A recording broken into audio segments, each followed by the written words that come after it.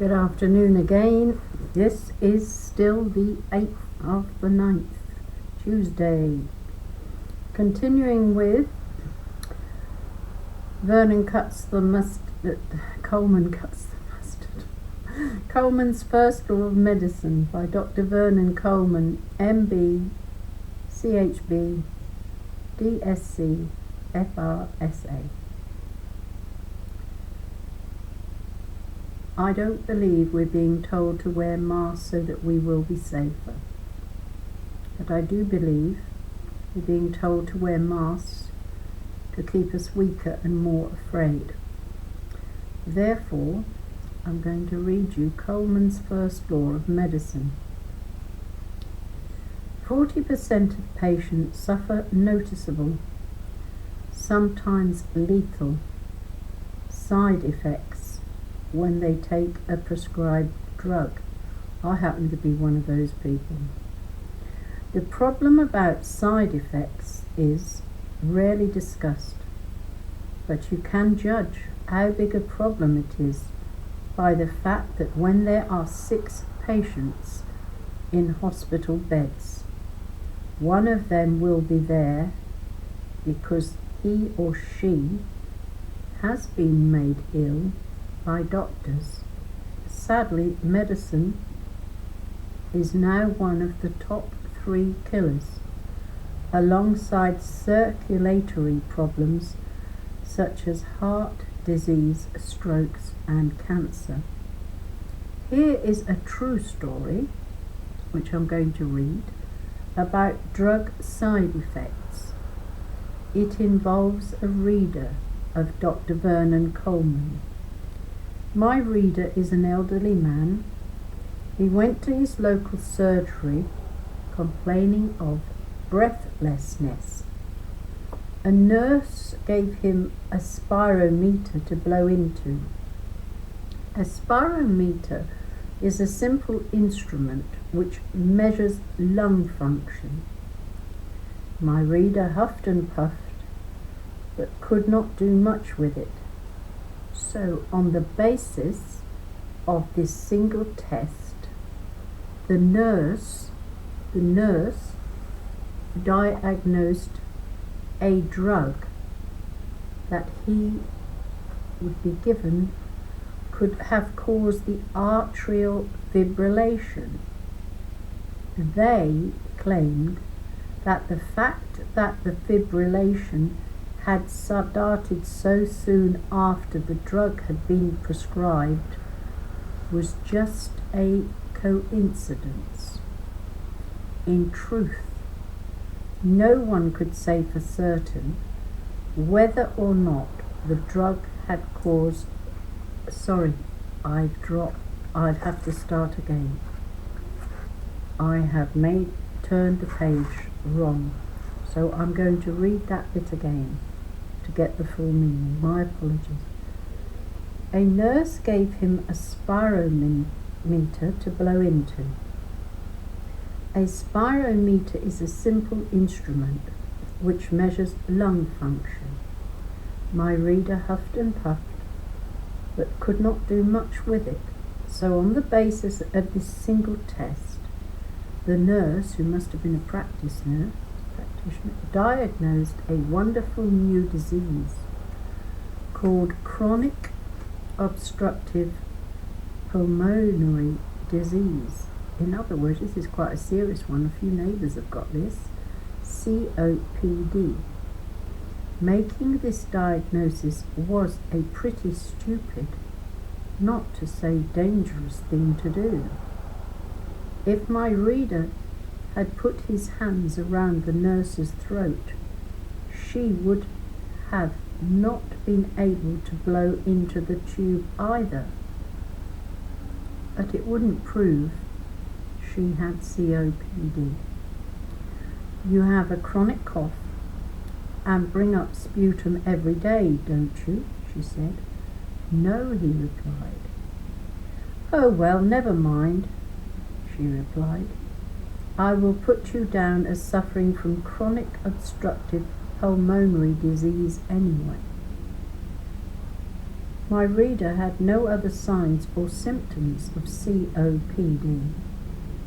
His medical history did not suggest that he was a likely candidate, but satisfied with her diagnosis, the nurse then exercised her newly acquired right to prescribed a steroid spray. Steroids are, of course, enormously powerful and equally dangerous. They should only be prescribed when absolutely essential. Since my reader did not have COPD, the steroid spray did not work. So the nurse gave him a spray containing both a steroid and another chemical. Since the diagnosis was wrong, this did not work either. My reader then went back to the nurse. Maybe the doctors are too busy attending meetings to see patients these days, and told her that the medicine she had prescribed was not working. Believing in her diagnosis, he trustingly asked if he could double it. The nurse, seemingly as ignorant as my reader, duly doubled the dose. When my reader developed atrial fibrillation, a known side effect of the deadly mixture he had been given, the doctor found a gap between all his meetings and prescribed digoxin to control the fibrillation. It did not occur to the doctor to stop the drug causing the fibrillation, possibly because he did not know that the drug could cause fibrillation. Unfortunately, the digoxin slowed my reader's heartbeat so much that he started getting chest pains. So the doctor, probably fearing that the digoxin might slow the circulation, create a blood clot and cause a heart attack, started my reader on warfarin to stop his blood clotting. My reader's breathing problem was still no better, so he then had an X-ray which showed that a fall he had had some weeks earlier had resulted in several crushed ribs. The radiologist also noticed that my reader had tuberculosis scars on his lungs. My reader, however, was now taking steroids, digoxin and warfarin, three of the most potent goodies in the drugs business, and was considerably worse than he had been when he had first visited the nurse. Naturally, the doctors involved refused to accept that the drug he had been given could have caused the atrial fibrillation. They claimed that the fact that the fibrillation had started so soon after the drug had been prescribed was just a coincidence. In truth, no one could say for certain whether or not the drug had caused the heart problem. But since the drug company had admitted that their product could cause problems of this type, it seemed to me that to dismiss the possibility of the link was something an ostrich might have done. It was rather akin to arguing that if a man who was hit on the head with a hammer subsequently developed a headache, there was no connection between the two, or that if a man got a broken arm after falling down the stairs, the break was merely a coincidence, or that if someone sat in the sunshine for 4 hours and then developed sunburn, there was no reason to suspect that the two were linked. Do you get the idea? Doctors who have prescribed drugs which have caused serious side effects rarely admit that there could be a link between a drug they have prescribed and a worsening of the patient's condition. Doctors prefer almost any solution other than the awful one that a patient has been made ill by a side effect, because that means it was their fault, with all the legal and moral overtones that such an admission would carry. Coleman's first law of medicine, there are 12 of them altogether, is that if you are receiving treatment for an existing disease and you develop new symptoms, then, until proved otherwise, you should assume that the new symptoms are caused by the treatment you are receiving. Snitches, sneaks, quislings are killing families, communities and society. Dr. Coleman goes on to say, the government in Italy is reported to be hiring 60,000 professional snitches to monitor their friends and neighbours and to sneak on anyone they see who is not wearing a face mask and obeying social distancing rules. We are really moving well into the uncomfortable landscape of George Orwell country. The professional snitches will not wear uniforms or badges so that they can merge into society unnoticed, and so they can spread their odious tittle-tattle without being identified. It is happening everywhere. Several police forces in the UK have asked citizens to report anyone who mentions or discusses conspiracy theories on the internet. Though, to be honest, no one is promoting conspiracy theories in the UK more than Comrade Boris, the man who was voted in as a Tory, but who has, I suggest, rapidly turned into Britain's first communist Prime Minister. A conspiracy theorist is sometimes defined as someone who represents a point of view not generally accepted by the majority. Well, I think that makes Comrade Boris, Comrade Dominic, Comrade Neil, and the rest of them fully fledged conspiracy theorists, because I doubt if Comrade Boris would win a majority if we had a vote about his policies. As in Italy, the police around the world have urged citizens to snitch on neighbours who might have broken lockdown or social distancing rules, though, to be honest, if anyone can work out precisely what the rules are, I congratulate them. The rules seem to vary according to who is speaking and on what day of the week it is. The confusion is, of course, all part of the plan to unsettle us and to make us uncomfortable.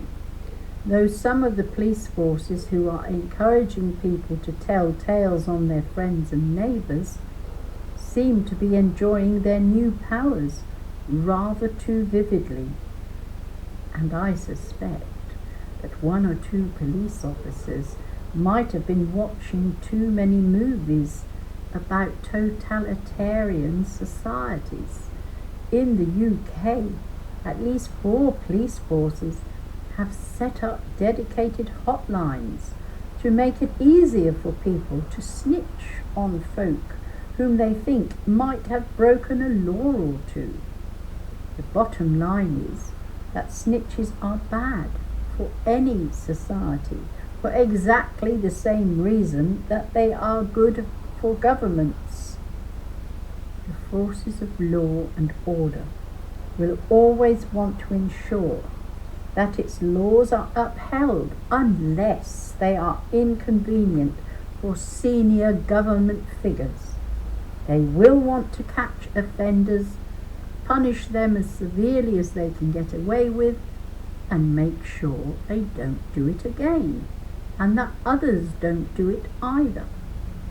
Snitches and quislings are good for governments because they operate as additional members of the occupying force.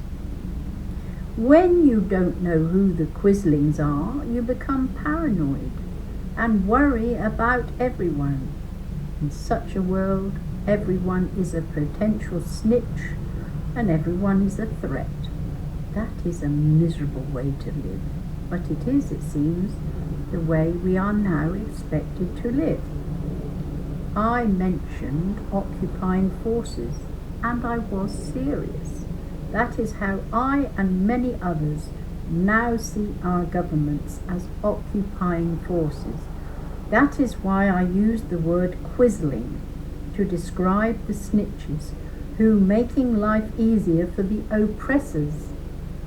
Some governments around the world, including the UK government, have used the coronavirus as an excuse to bring in whole rafts of oppressive legislation, turning democracies into police states and removing freedom and privacy as if it simply did not matter.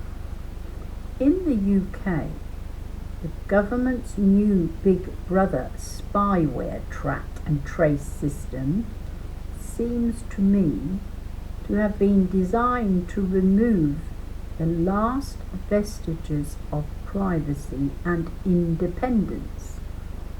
Anyone who tests positive for the coronavirus will be contacted by the NHS test and trace staff and will have to give the names and contact details of everyone with whom they have recently interacted.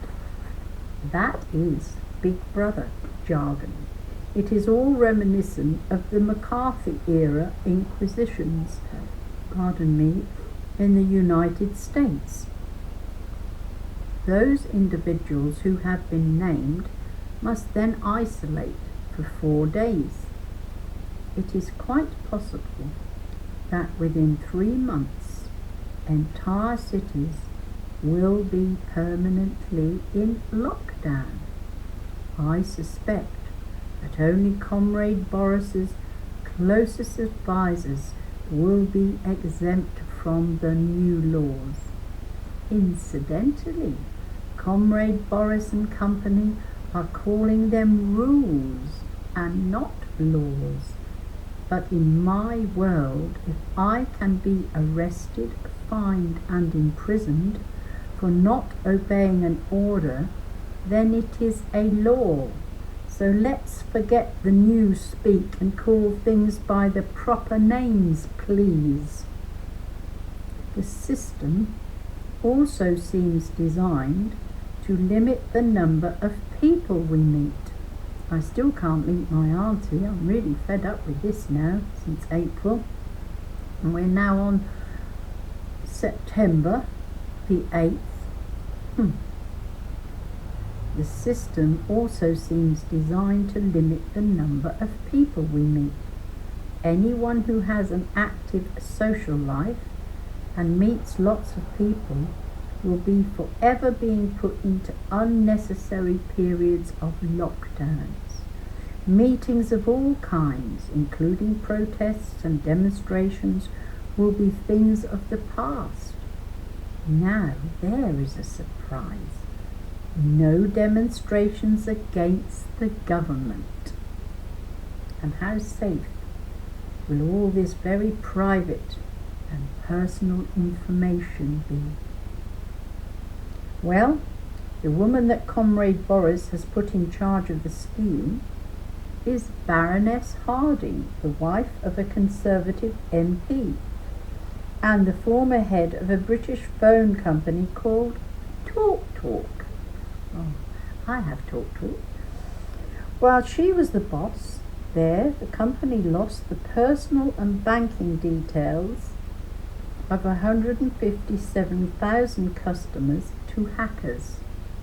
Her company was fined, I remember this, £400,000 for security failings, which allowed the data to be taken with ease, and the company shareholders are said to have lost 60 million as a result. Boris hired Ferguson, the mathematical modeler who gave us lockdown, and Cummings, the advisor who ignored the lockdown. And now he has hired a woman, most famous for losing personal information, to be in charge of collecting personal information. There is at least a pattern there. Experts are lining up to applaud the new system and to warn that reducing lockdown is dangerous. I think they are looking at the wrong part of the problem. They are looking to see how many people are likely to catch the bug, and that is the wrong question. They should be concentrating on how dangerous the bug is, and the answer to the question that they aren't asking is no worse than a bad flu. That was obvious back in March when I recorded my first YouTube video. Everyone who disputes that should remember that the total number of worldwide deaths so far from the coronavirus is around half the total number of flu deaths in a bad year. Some experts are also ignoring the number of deaths caused by the lockdown, and that is already higher than the disease itself. The government scientists seem to me to be overcomplicating things. It is a perfect example of group think, where a group of people meet, talk, and then think alike. This is perhaps a good moment to point out that the death rates seem to show that Britain's policies have been among the worst in the world. The Norwegian Public Health Authority concluded the other day that the virus was never spreading as fast as had been feared, and was already on its way out when their lockdown was ordered.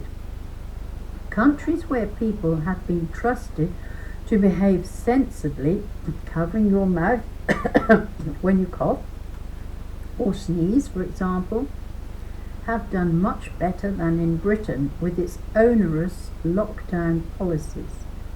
And it is worth pointing out that Vietnam, which is rather close to China, has had 327 cases, but no deaths. Africa has not had many lockdowns or many deaths. Of course, the way Britain has been counting the deaths probably has something to do with Britain's very high death rate. Boris has a dilemma. If he keeps the total low, then the house arrests look like overkill. If he lets the total rise too much, then his policies look as stupid as they are. There is no doubt that the police state will be strengthened by Comrade Boris's absurd, impractical, and entirely unnecessary laws, which will incidentally destroy a number of industries. For example, no one will ever dare risk money making a movie or even a television program in Britain if they know that the whole multi-million-pound enterprise could be brought to a screeching and very expensive standstill if one extra or assistant wardrobe mistress develops a sniffle. The UK seems to have more vicious new laws than any other major country. It is a safe bet that the UK is going to come out worst when this farce eventually struggles to a conclusion. British companies are doomed, and that won't do much good for the unemployment figures, which are going to reach new records. The only people looking forward to the future are the police. It must be fun being a policeman in a police state. As an aside, I should mention that the police seems to be enjoying themselves everywhere. In the United States, a woman was wrestled to the ground by police officers for not wearing her mask properly, and a woman was arrested for taking her children to a park so that they could play and get a little fresh air. All over America, clergymen have been arrested for trying to hold church services. And inevitably, there have been some Americans eager to do their very best to support the police. Yesterday I saw a video of a woman being chased out of a store for not wearing a mask. The people doing the chasing were, of course, all dutifully wearing masks. Heaven knows how people would behave if they were at a risk of catching a serious disease. I wonder how many of these folk know that the coronavirus, of which they're all so terrified, has killed around half the number of people killed by a bad flu bug. I wonder how many wore masks last winter to try to protect themselves against the flu. Finally, I wonder if snitches and sneaks know how much damage they are doing. The police are doing enough harm without members of the public joining in. Snitches and quizzlings damaging our trust in one another. They create fear, uncertainty, anxiety, and distrust. Attempt to force us to suppress our individuality and our sense of freedom, personal dignity. That is the real danger.